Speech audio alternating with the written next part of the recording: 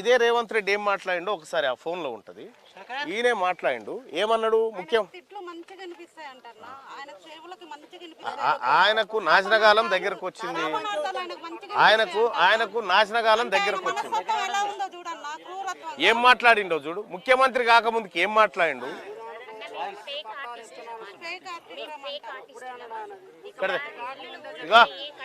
ఇగో చూడమ్మా, ఇగో ఇగో ఇగో ముఖ్యమంత్రి కాకముందుకి ఏం మాట్లాడిండో చూడండి. సైలెంట్. క్రిమినల్ వేస్ట్, ఇసుక, సిమెంట్, మిగతాయి చట్టంలో ఒకవేళ ఇర్రెగ్యులారిటీ జరిగినా రెగ్యులరైజ్ చేయడానికి చట్టంలో నిబంధన ఉంది. వాళ్ళేం దోపిడీ చేయలే, లేకపోతే వాళ్ళేం దేశద్రోహం చేయలే. వాళ్ళు అమాయకంగా కొనుక్కున్నారు, దాంట్లో కట్టుకున్నారు. ఒకవేళ అనుమతులు లేవనుకోండి, రెగ్యులరైజ్ చేయడానికి you have a certain rules and regulations. Criminal waste గా మొత్తం ఉన్న బలంగా నేలమట్టం చేయాల్సిన అవసరం ఉందా సార్? ఇలా గవర్నమెంట్ స్కీమ్స్ అనౌన్స్ చేస్తుంది. మీరు గవర్నమెంట్ ల్యాండ్స్ ఉంటే మరి ఈ సన్నాసి ఏం చేసిండు ఇప్పుడు? ఈ సన్నాసి ఏం చేసిండు ఇప్పుడు? చేసింది ఇదే కదా, చేసింది ఇదే కదా. అమ్మా ఇది అత్యంత బాధాకరం. ఇటువంటి ఘటన జరగకూడదు.